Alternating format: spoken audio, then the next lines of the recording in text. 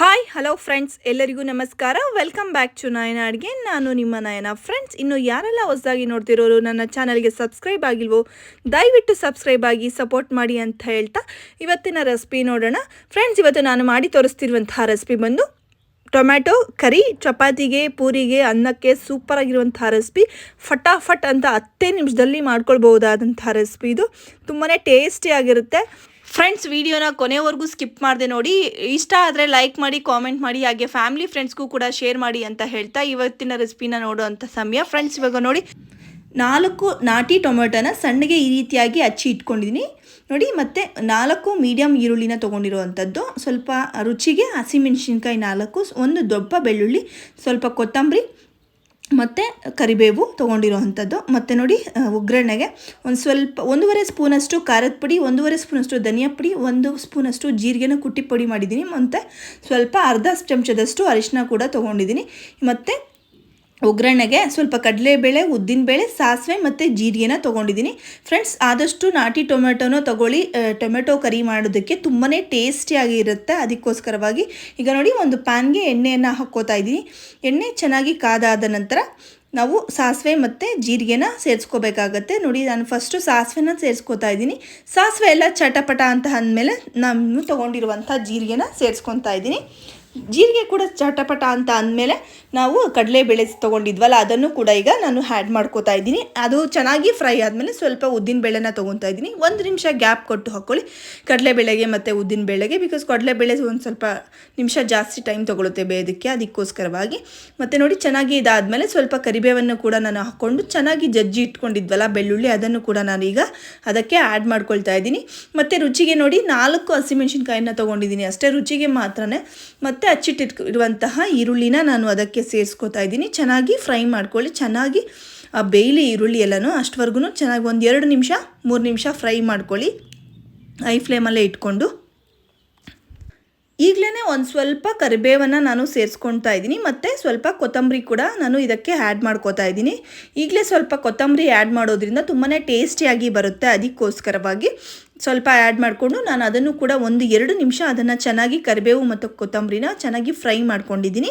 ಚೆನ್ನಾಗಿ ಫ್ರೈ ಆದಮೇಲೆ ಹಚ್ಚಿಟ್ಟಿದ್ವಲ್ಲ 4 ದೊಡ್ಡ ನಾಟಿ ಟೊಮ್ಯಾಟೊ, ಅದನ್ನು ನಾನು ಈಗ ಸೇರಿಸ್ಕೊತಾ ಇದ್ದೀನಿ. ನೋಡಿ, ಸಣ್ಣಗೆ ಹಚ್ಚಿಟ್ಕೊಂಡಿದ್ದೀನಿ ಫ್ರೆಂಡ್ಸ್. ಬಿಕಾಸ್ ಯಾಕೆ ಅಂದರೆ ಟೊಮ್ಯಾಟೊ ಎಷ್ಟು ಚೆನ್ನಾಗಿ ಬೇಯುತ್ತೋ ಟೊಮ್ಯಾಟೊ ಕರಿ ಅಷ್ಟೇ ರುಚಿಯಾಗಿ ಬರುತ್ತೆ. ಈರುಳ್ಳಿ ಮತ್ತು ಟೊಮ್ಯಾಟೊನೇ ಎಷ್ಟು ಫ್ರೈ ಮಾಡ್ಕೊಳ್ಳೋದಕ್ಕೆ ಸಾಧ್ಯ ಆಗುತ್ತೋ ಅಷ್ಟು ಚೆನ್ನಾಗಿ ಫ್ರೈ ಮಾಡ್ಕೊಳ್ಳಿ. ನಾವು ಮೇಯ್ನ್ ಇದರಲ್ಲಿ ಟೊಮ್ಯಾಟೊನ ಸಖತ್ತಾಗಿ ಬೇಯಿಸ್ಕೋಬೇಕು. ಅದು ಎಲ್ಲ ನೀರಾಗಿ ಕರಗೋ ರೀತಿಯಾಗಿ ಬೇಯಿಸ್ಕೊಳ್ಳಿ. ಆವಾಗ ನೋಡಿ ತುಂಬಾ ಟೇಸ್ಟಿಯಾಗಿ ಬರುತ್ತೆ. ಟೊಮ್ಯಾಟೊ ಕರಿ ತುಂಬಾ ಚೆನ್ನಾಗಿರುತ್ತೆ ಚಪಾತಿಗೆ, ಅನ್ನಕ್ಕೆಲ್ಲ ಕೂಡ. ಈಗ 1 ಸ್ಪೂನ್ ಆಗುವಷ್ಟು ನಾನು ಉಪ್ಪನ್ನು ಇಲ್ಲಿ ಸೇರಿಸ್ಕೊಂಡಿದ್ದೀನಿ. ಅಂದರೆ ನಿಮಗೆ ರುಚಿಗೆ ತಕ್ಕಷ್ಟು ನೋಡಿ ಹಾಕ್ಕೊಳ್ಳಿ. ಇದರಲ್ಲಿ ಅರ್ಧ ಅಂದರೆ 2 ಟೊಮೆಟೊ ಹಾಕಿ ಮಾಡ್ಕೊಳ್ಳೋರು ಅರ್ಧ ಹಾಕೋಬೇಕಾಗುತ್ತೆ. ಅದಕ್ಕೋಸ್ಕರ ನಿಮ್ಮ ರುಚಿಗೆ ತಕ್ಕಷ್ಟು ಉಪ್ಪನ್ನು ಹಾಕ್ಕೊಳ್ಳಿ. ಯಾವಾಗಲೂ ಉಪ್ಪು ಕಡಿಮೆನೇ ಇರಲಿ. ಅದಕ್ಕೋಸ್ಕರ ನೋಡಿ, ಈಗ ಅರ್ಧ ಬೆಂದಿದೆ. ಇನ್ನೂ ಒಂದು ಸ್ವಲ್ಪ ನಾವು ಬೇಯಿಸ್ಕೋಬೇಕಾಗತ್ತೆ. ಚೆನ್ನಾಗಿ ಹೈ ಫ್ಲೇಮಲ್ಲೇ ಒಂದು 8-10 ನಿಮಿಷ ನಾನು ಬೇಯಿಸ್ಕೊಂಡಿದ್ದೀನಿ. ಆವಾಗಲೇ ಅದು ಚೆನ್ನಾಗಿ ಟೊಮೆಟೊ ಎಲ್ಲ ಚೆನ್ನಾಗಿ ಕರಗುವಂಥದ್ದು. ಅದಕ್ಕೋಸ್ಕರವಾಗಿ ಫ್ರೆಂಡ್ಸ್ ಅದನ್ನು ತಿರ್ಗಿಸ್ಕೊಡ್ತಾ ಇರಿ 1 ನಿಮಿಷ ಕೈ ಬಿಟ್ಟು, ಇಲ್ಲಾಂದರೆ ತಳ ಸೀದ್ಕೊಬಿಡುತ್ತೆ. ಅದಕ್ಕೋಸ್ಕರವಾಗಿ ನೋಡಿ ಚೆನ್ನಾಗಿ ಬೆಂದಿದೆಯಲ್ಲ, ಆವಾಗ ನಾನು ಏನು ಮಾಡ್ತೀನಿ, 1.5 ಸ್ಪೂನ್ ಖಾರದ ಪುಡಿ, 1.5 ಸ್ಪೂನ್ ಧನಿಯಾ ಪುಡಿನ ಹಾಕ್ಕೊತಾ ಇದ್ದೀನಿ. ಮತ್ತು ಸ್ವಲ್ಪ ಜೀರಿಗೆ ಪುಡಿ, 1 ಸ್ಪೂನ್ ಆಗುವಷ್ಟು ಜೀರಿಗೆ ಪುಡಿನ ಮರೀದೆ ಹಾಕ್ಕೊಳ್ಳಿ. ಜೀರಿಗೆ ಪುಡಿ ಹಾಕೋದ್ರಿಂದ ಇದಕ್ಕೆ ಸಖತ್ತಾಗಿ ಟೇಸ್ಟ್ ಬರುತ್ತೆ. ಅದಕ್ಕೋಸ್ಕರವಾಗಿ ಮತ್ತು ಅರಿಶಿನ ಸೇರಿಸ್ಕೊಂಡು ಈಗ ನಾನು ಅದನ್ನು ಚೆನ್ನಾಗಿ ಮಿಕ್ಸ್ ಮಾಡ್ಕೊಳ್ತಾ ಇದ್ದೀನಿ.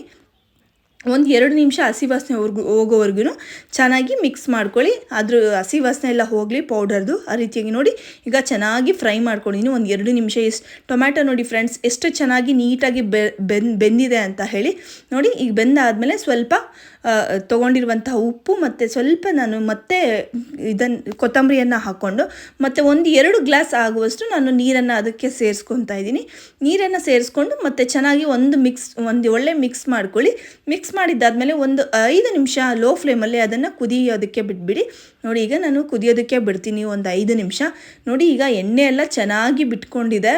ಇವಾಗ ಟೊಮ್ಯಾಟೊ ಕರಿ ರೆಡಿಯಾಗಿದೆ ಅಂತ ಅರ್ಥ. ಎಣ್ಣೆ ಎಲ್ಲ ಯಾವಾಗ ಬಿಟ್ಕೊಳ್ಳುತ್ತೋ ಆವಾಗ ಟೊಮ್ಯಾಟೊ ಕರಿ ಸಖತ್ತಾಗಿ ರೆಡಿಯಾಗುತ್ತೆ. ಉಪ್ಪು ಖಾರ ಏನಾದರೂ ಬೇಕಿದ್ರೆ ಇವಾಗಲೇ ನೋಡಿ ಹಾಕ್ಕೊಳ್ಳಿ. ನಿಮ್ಮ ರುಚಿಗೆ ತಕ್ಕಷ್ಟು ಹಾಕ್ಕೊಳ್ಳಿ. ಉಪ್ಪು ಖಾರ ಎಷ್ಟು ಬೇಕೋ ಅಷ್ಟು ನೋಡಿ ಹಾಕ್ಕೊಬಿಡಿ. ಹಾಗೇ ಹಾಕ್ಕೊಳ್ಳೋದಕ್ಕೆ ಹೋಗ್ಬೇಡಿ.